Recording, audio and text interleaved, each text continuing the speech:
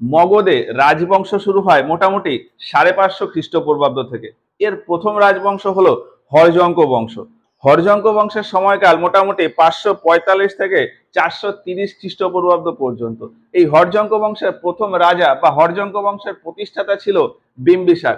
বিম্বিসারের সময়কাল 545 থেকে 493 খ্রিস্টপূর্বাব্দ পর্যন্ত। এই বিম্বিসারের সময় মগধের রাজধানী ছিল রাজগৃহ। মগধের রাজধানী রাজগৃহ, কারণ এই রাজগৃহের চারিদিকে পাহাড় দিয়ে ঘেরা ছিল, আর এই জায়গায় শুধুমাত্র রাজকীয় লোকরা বসবাস করত, ওই জন্য এই জায়গার নাম হয়ে যায় রাজগৃহ। বিম্বিসারের উপাধি ছিল সেনিক বা সেনিয়া। বিম্বিসার তার আশেপাশের কিছু রাজ্য জয় করেছিল, যেমন এখানে একটা রাজ্য ছিল অবন্তী। অবন্তীর রাজা ছিল রাজা চন্দ্রপ্রদত্ত। চন্দ্রপ্রদত্ত খুব কঠিন একটা রোগে আক্রান্ত হয়। বিম্বিসার তার রাজবৈদ্য জীবককে অবন্তীতে পাঠায় এবং জীবক চন্দ্রপ্রদত্তকে সুস্থ করে দেয়, আর তারপর বিম্বিসার অবন্তী দখল করে নেয়। এছাড়া এখানে আছে লিচ্ছবি, এখানে বিদেহ, লিচ্ছবি, বিদেহ, মল্ল আর কোশল। লিচ্ছবি, বিদেহ, মল্ল আর কোশল এই চারটে রাজ্যের রাজকন্যাদের বিবাহ করে বিম্বিসার এই চারটে রাজ্য দখল করে নেয়। লিচ্ছবির রাজকন্যা ছিল চেল্লানা, বিদেহর রাজকন্যা বাসবী, মল্ল প্রদেশের রাজকন্যা ছিল খেমা এবং কোশলের কোশল দেবী। তবে বিম্বিসার এর ওপরে বৈশালী জিততে চেয়েছিল, কিন্তু জিততে পারেনি। এবার বিম্বিসারের সময়কাল যদি দেখি 545 থেকে 493 খ্রিস্টপূর্বাব্দ। এই সময় গৌতম বুদ্ধ ও মহাবীরেরও সময় ছিল। গৌতম বুদ্ধের সময়কাল 566 থেকে 483 খ্রিস্টপূর্বাব্দ এবং মহাবীরের সময়কাল 540 থেকে 468 খ্রিস্টপূর্বাব্দ। ফলে সময়কাল যদি দেখা হয়, বিম্বিসার, গৌতম বুদ্ধ ও মহাবীর এই দুজনেরই সমসাময়িক ছিল। বিম্বিসারের পুত্র ছিল অজাতশত্রু। অজাতশত্রু সিংহাসনে বসার জন্য তার পিতা বিম্বিসারকে হত্যা করে দেয়। অজাতশত্রুর উপাধি ছিল কুনিক ও পিতৃহন্তা।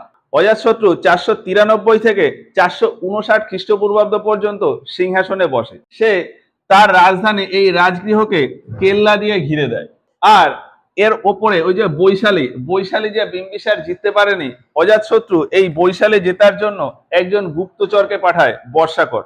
এই বর্ষাকরের পরামর্শ মতে অজাতশত্রু দুটো অস্ত্র বানায়, মহাশিলাকণ্টক আর রথমূষল। মহাশিলাকণ্টক সেনাদের উপর পাথরের বৃষ্টি করত, আর রথমূষল তীরের বৃষ্টি করত।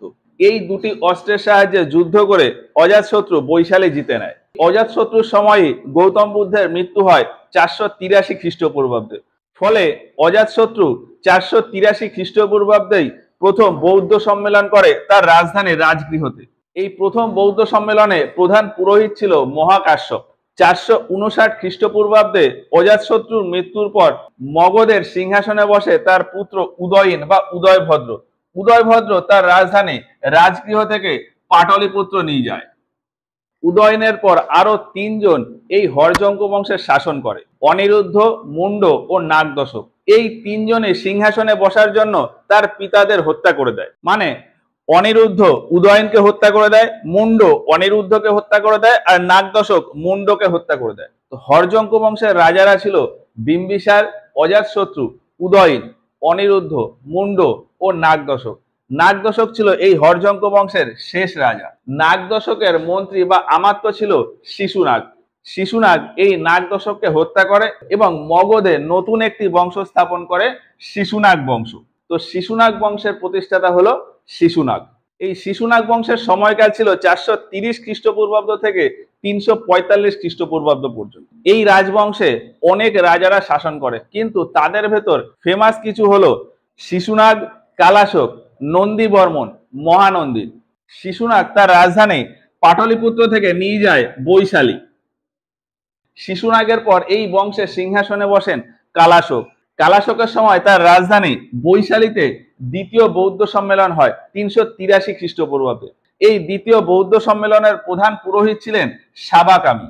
এই দ্বিতীয় বৌদ্ধ সম্মেলনের পর কালাশক তার রাজধানী বৈশালীকে সাংস্কৃতিক রাজধানী রেখে দেয় এবং রাজনৈতিক রাজধানী নিয়ে যায় পাটলিপুত্রে। তাহলে কালাশকের সময় দুটি রাজধানী থাকে, সাংস্কৃতিক রাজধানী হলো বৈশালী আর রাজনৈতিক রাজধানী হলো পাটলিপুত্র, বর্তমানে যেটি পাটনা নামে পরিচিত। কালাশোকের পর অনেক রাজা পরপর সিংহাসনে বসেন, তবে প্রধান দুজন ছিলেন নন্দীবর্মন এবং মহানন্দিন। মহানন্দিনকে এই শিশুনাগ বংশের শেষ রাজা বলা হয়। মহানন্দিন ছিল নন্দীবর্মনের পুত্র। ধরা হয় যে মহানন্দিনের একটি অবৈধ সন্তান ছিল মহাপদ্মনন্দ। মহাপদ্মনন্দ মহানন্দিনকে হত্যা করে নতুন একটি রাজবংশ স্থাপন করে নন্দবংশ, এবং এরপর থেকে শুরু হয় নন্দবংশ। এবার এখান থেকে প্রিভিয়াস ইয়ারের কিছু কোশ্চেন আছে, যেমন 2017 সালের WBCS প্রিলিমিনারিতে একটা প্রশ্ন এসেছিল যে সেনিয়া কার উপাধি, তো সেটি হলো বিম্বিসারের উপাধি। বিম্বিসারের উপাধি সেনিয়া বা সেনিক। এছাড়া 2014 সালের WBCS প্রিলিমিনারিতে আরেকটা প্রশ্ন এসেছিল যে বুদ্ধ ও মহাবীরের সমসাময়িক কে ছিল, তো সেটিও হলো বিম্বিসার।